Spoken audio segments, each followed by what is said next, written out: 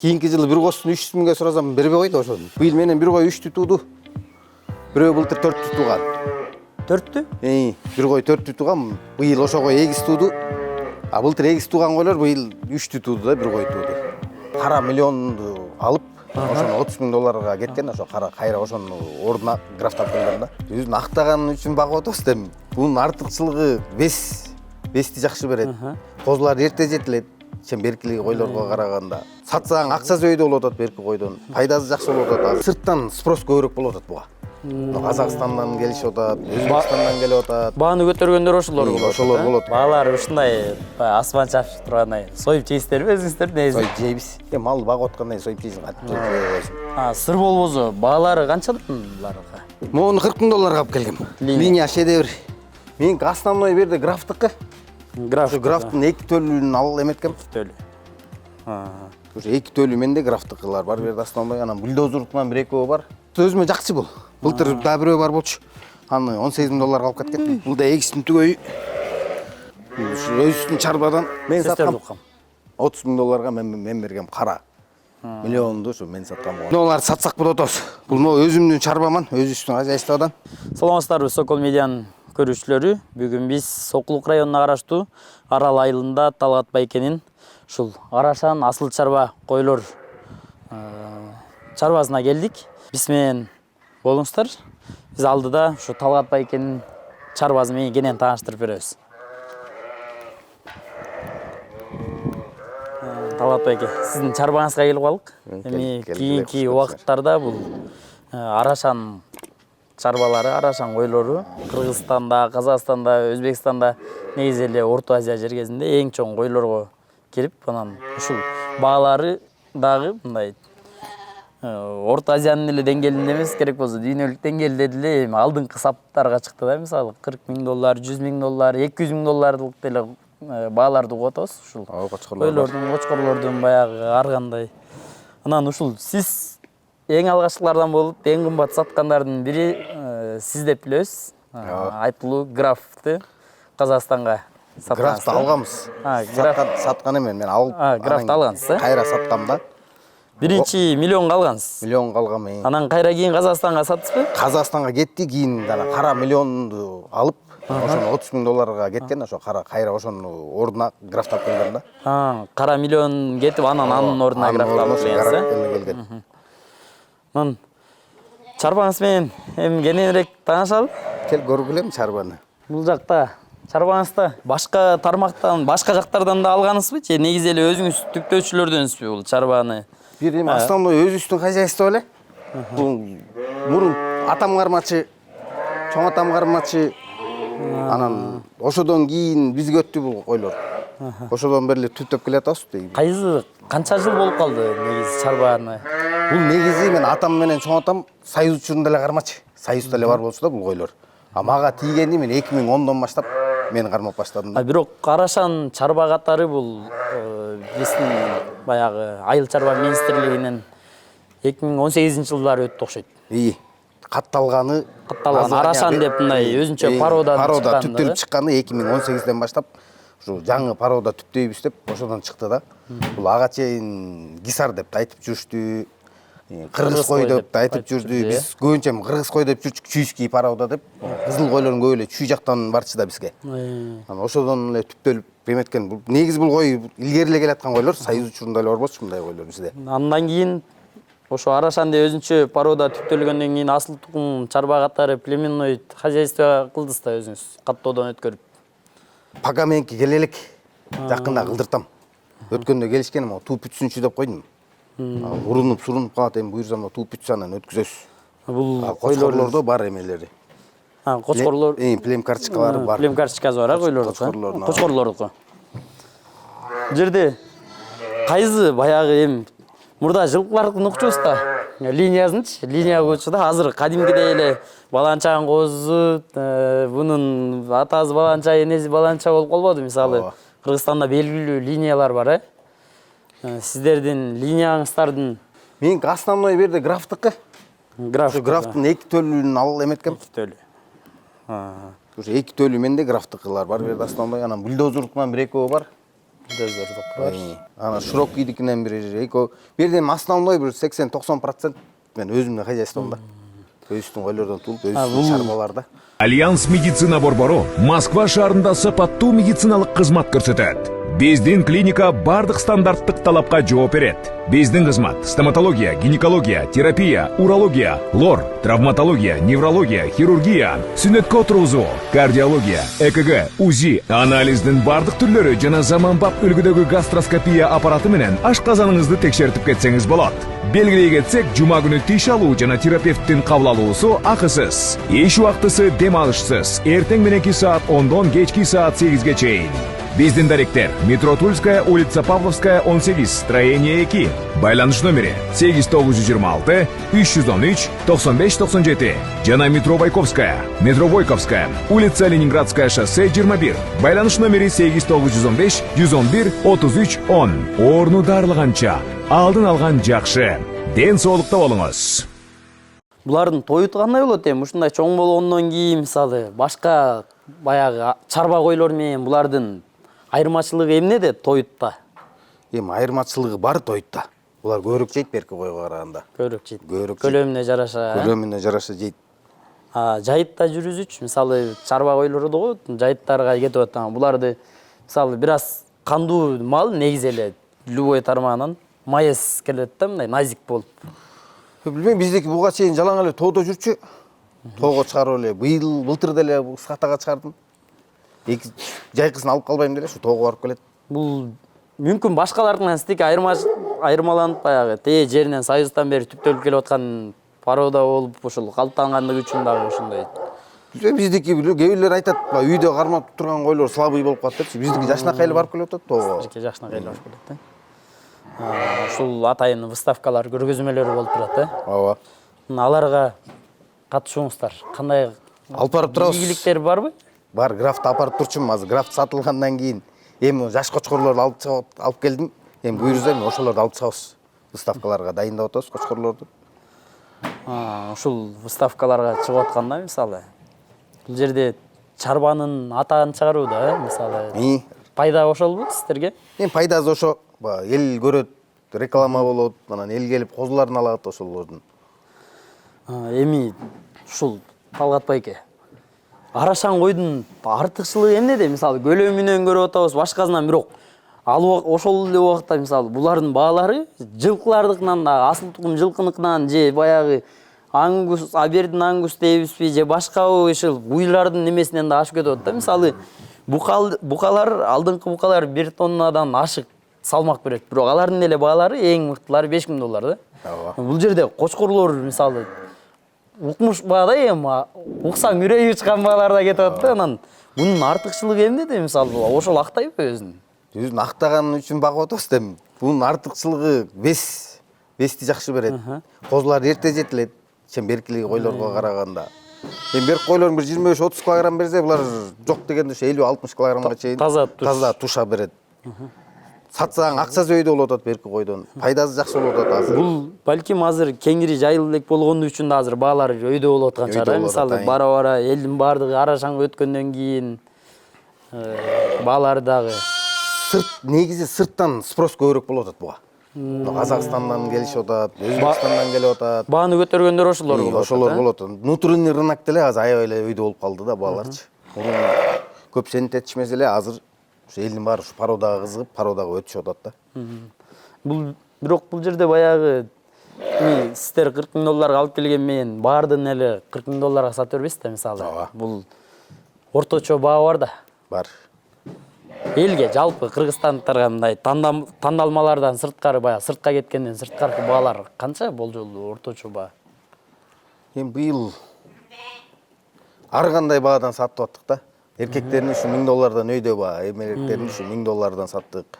Кээ бирлери баа слабыйраак болуп калгандарын $500 берип аттык. Бул эми козулар да 2-3 айлык козулар. $500 ургачыларын берип аттым баа. Светин дагы азыр эметип калышпадыбы, баркташыпчы. Мисалы азыркы могул жерде арашандын өзгөчө белгилери катары, порода катары. Кулагы, куйругу.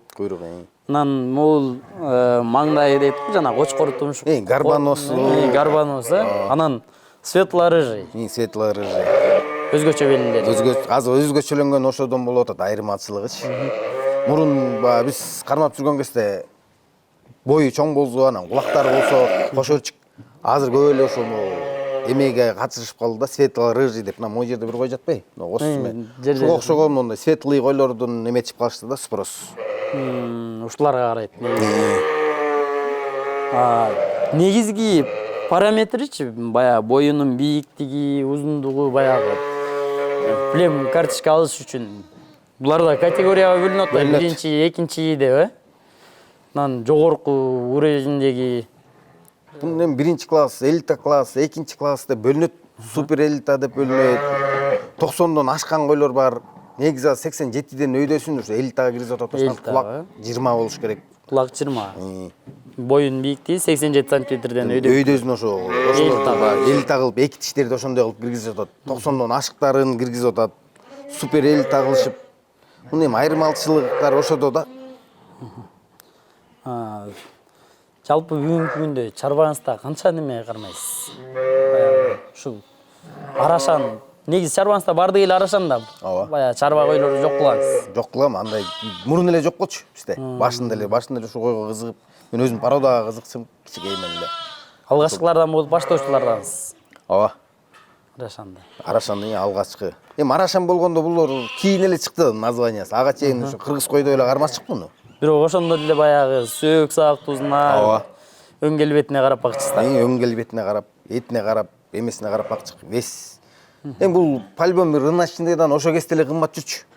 10 миң, 5-10 миң өйдө жүрчү да. Ошо кезде эле. Мурун эле ошондой болчу. Эми азыр спрос көп болуп, азыр аябай эле баасы өйдө болуп кетти да. Азыр кеминде 4-5 эсе жогору. Ооба. Башка кыргыз чарба койлорго. Чарба койго караганда аз өйдө баасы. Өзүңүз мынакей төл башталып калыптыр. Төл башталды. Берекесин берсин. Анан ушул рахмат. Чарбаңызда бүгүнкү күндө ушул төлдөн көрүп атасыз да, мисалы, бул келечекте буйрса жакшы бир матка болот, же жакшы бир кочкор болот депчи. Анан ошол көрсөтүп беребизби? Бир экөөнү. Буйрса булар ургачы. Быйыл основной ургач түшүп атат. Эгиз көп да. Мисалы, өзүңүз айырмалап баягы келечектүү деп баам салып тургандарыңыздан ушул. Мына буйрса ушул быйылкы төлдөн ургач. Канча күндүк? 1 ай болоюн деп калды.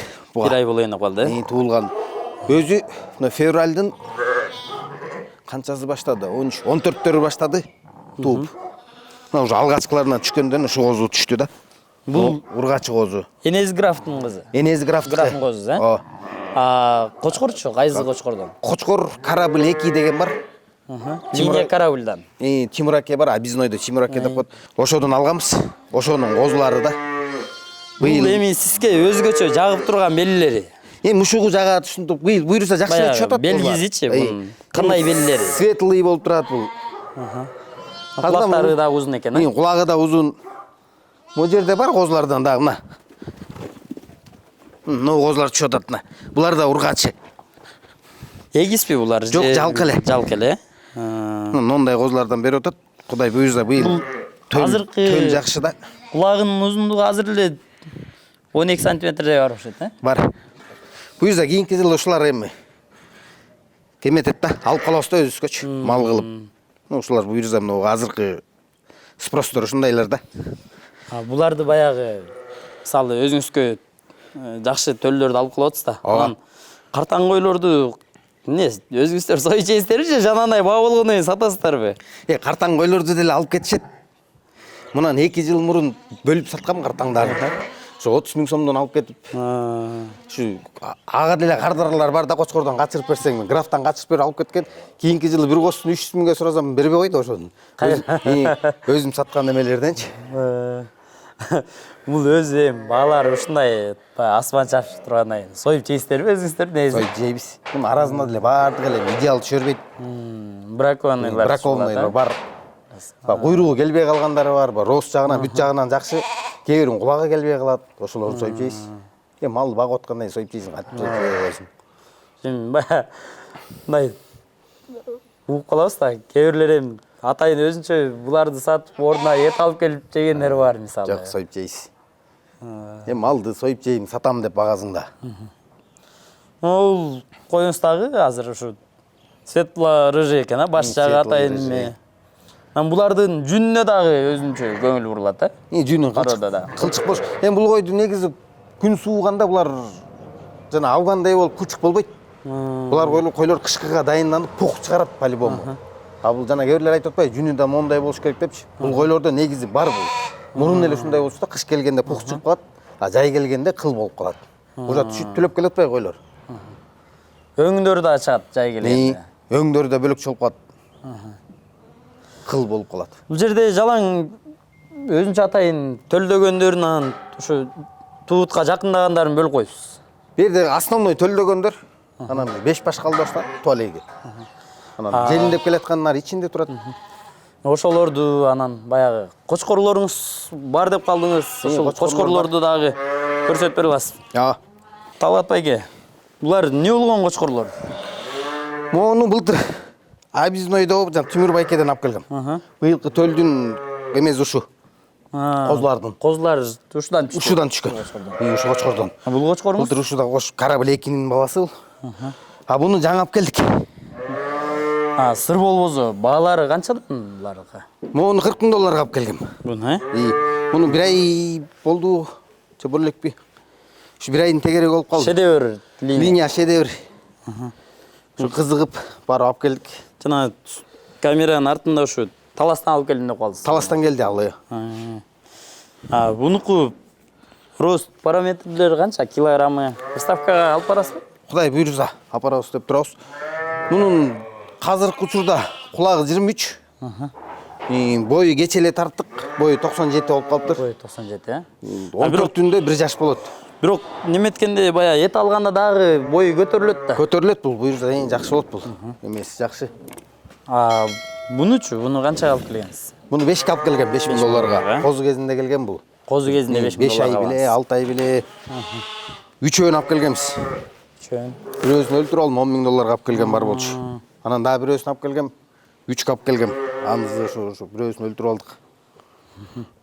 Буйрса, быйыл шедеврдин линиясынан кошом деп атасыз. Кудай буйрса ушу жазында кой берсек деп турам, ушудан көрсөкпү деп. Эми азыр ушу чисто чарбага ушу экөө менен. Бул баягы иштеп атабыз. тумшугу кенен, төшү ачык, жакшы экен, Ушуларына дагы карайт да негизи. Карайт, Куйругу ача куйрук. Куйругу эмеси разреси бар. Бутуолу жоон болуш керек. Жоондугуна, өзүнүн да жоондугуна да карайт. Жоондугуна да карайт, узундугуна карайт. Афгандан айырмачылыгы эмнеде бунун? Афган кочкорлорду деле алып келип жүрбөйбү мисалы? Гисарларды алып келип жүрөт. Эми булар аларга караганда рост жагынан жакшы болот. Афган росту жакшы эле болот, бирок ничке болуп калат. Биздин немеге чыдабайт да. Суукка көп туура келбейт, Ничкерээк болуп калат, жайытка да көп жүрө албайт да. Могу койлор жайытта свободно эле жүрөт. Жакшы эле эт менен келет. Канча жыл болуп калды биздики деле. Жалаң жайыт менен эметип жүрүп да. Кыш кызын аны үйгө алып келебиз, жазында кетип атат. Гисар жайытта жакшы жүргөнү менен булардан жапызыраак. Жапызыраак болот алардын айырмачылыгы. Бул веске да тарттыңыздарбы? Бул баягы ставкаларда вести да карап калат го. Вести карайт, Пока булар веске деле тарта элекмин. Бу жерде чоң выставкалар болот, ошол выставкаларга алып барабыз. Булардан башка дагы кочкорлоруңуз барбы? Бар, алар сатыктын кочкорлору бар. Сатыктын? Аларды да көрө элем да. Мейли келет. Кайсы линиядан, кандай? Барды кой берели аны. Сүзөткөн мунуңуз. Ошо адамга эметип турат. Талгат байке, бул жерде баягы азыркы чыгаргандарыңыз сатка булар. Мыналарды сатсак болот атабыз. Бул өзүмдүн чарбаман, өзүбүздүн хозяйстводан. Жашы? Жашы апрелдин 20-сында 3 жаш болот. Графтын баласы. Бою бирок бий экен. Бою метр. Бою метр. Мындан төл алгансыз да? Жок, бердим, основной бизде өзүбүздө да. Ушунун немелери да. Ургаачылардын калтырганбыз. Бул эмне 3 жашка чейин аренда эмне? Бурусу өзүмө жакчы бул. Былтыр да бирөө бар болчу. Аны $18,000 алып кеткен. Буларды баягы кардарлар келсе, өзүңүздөр бааларын ылайыкташып аласыздар. Же азыр эле айтып бересиз баазын? Жок, баазын келсин эми, ичкадан эле.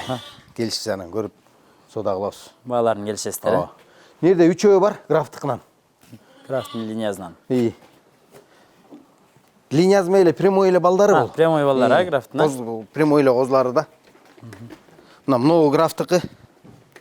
Ана мынау алдыңкы графтыкы, мынау экөө эгиз. Бул өзүбүздүн чарбадан да. Граф болгондо бул жанагы Казакстанга кеткен. Кийин кайра мен өзүм алып келип кошком. Графты 3 жыл салдык биз койго. 3 жыл салдыңыздар, 3 жыл койго коштук. Могу өзүбүздүн хозяйстводан 3 өзүбүздүкү. Тен аркы чекесиндеги жана шедевр деген кочкордуку. Ал деле прямой. Анан бирөө фокустуку. Чимракеден алгам. Фокустун линиясынан бар, Ал деле прямой фокустуку мына могу чекедеги. Муну да сатылат. Ушу 5 кочкорду сатабыз.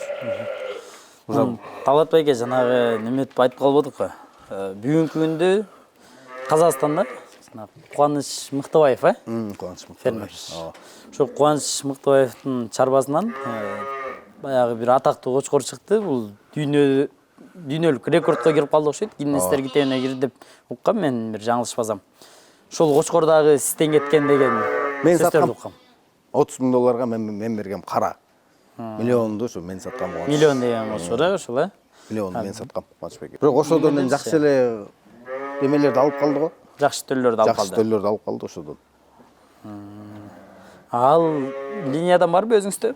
Жок, аны мен кошкон эмесмин миллионду. Кошкон эмес. Мындай эле сатып жүргөнбүз. Коссу. Биринчи төллөрү ушулар графтыкыныкы. Крафттын биринчи төлү. Биринчи төллөрү. Ушу өзүмө жакшы козу кезинде эле анан алып калгам да. Былтыр да сурашкан. Былтыр миллион берген. Саткым келбей, жүрө берсинчи деп койгом. Быйыл жаңы кочкор алып келдик эми. Мен бош бөлөк кое алсам кошсомму дегем да. Баягы кара койлордон алсаңыз, кара линиялуу, кара кочкор. Ошого атайын калтырдым эле, кайра сатыш керек эми. Менде и так казыр 2 кочкор турат. Булардын баарын бакканыңыз менен кошо албайсыз. Кошо албайм. Могу иним кошту. Шедеврдикин таласка апарып кошуп келди. Таласта Талант байке. И дос балдар апарып кошуп келди. Былтыр күзүндө сатка чыгаралы деп ошо менен дос балдар да алып кетишти. Кошушту койлор. Булар баары эле бир жашта, тең жаш. Эми жашка 2 жаш болуп атат да булар. Могу эле улуу. Жазда 3 жаш болот. Наркылар баары бир. Кара кочкор жаска 3 жаш. 3 жаш болот булай жаска. Берки 4 кочкор 1 жаш алар уже эмелер 2 жаш болот жаска. Фокустун линиясы, Фокустун баласы бар. Шедеврдик бар. Шедеврдин балдары бар. Графтыкынан экөө бар. Кызылдар. Кара менен 3. Жалпы 3 линия экен бул жерде. 3 линия. Мунуңуз деле метр болуп калды баштат, могу деле эгистин түгөйү. Мынау кочкор. Секрет. Бул да эгистин түгөйү. Графтын косусу да.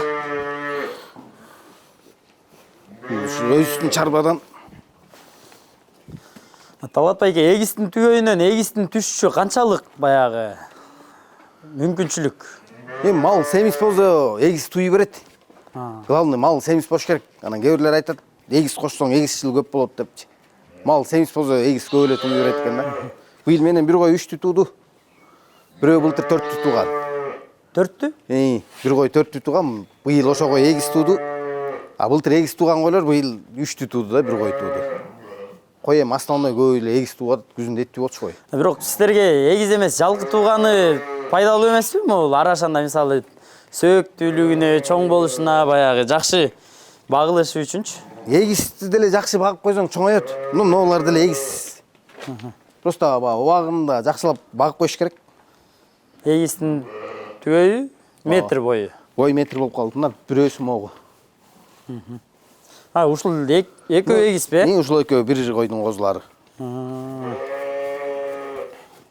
Ал эми биздин бүгүнкү каарманыбыз Сокулук районунун Арал айылындагы ушул өзүнчө бир арашан кой чарбаларын аздектеп мурунтан багып келе жаткан Талат байке болду. Талат байке ушул чарбаңыз мындан ары дагы кеңейе берсин, чоң жана эл аралык көргөзмөлөрдө, выставкаларда, ярмаркаларда байгелүү жакшы бир орундарды ээлеп, чарбаңызда дагы да көптөгөн төлдөр төлөп, эң мыкты атактуу таанымал чарбалардан болушуна тилектешпиз.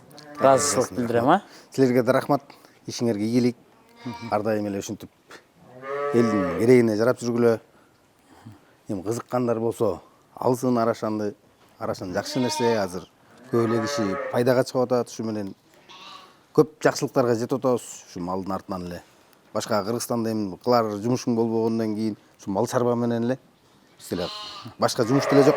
Только ушу малды карайбыз. Жалпы фермер кой баккан адамдарга ушу сунушуңуз Арашан. Арашан жакшы нерсе өзү. Ушу менен мейли, силерге да ишиңерге ийгилик. Чоң рахмат. Келип тургула.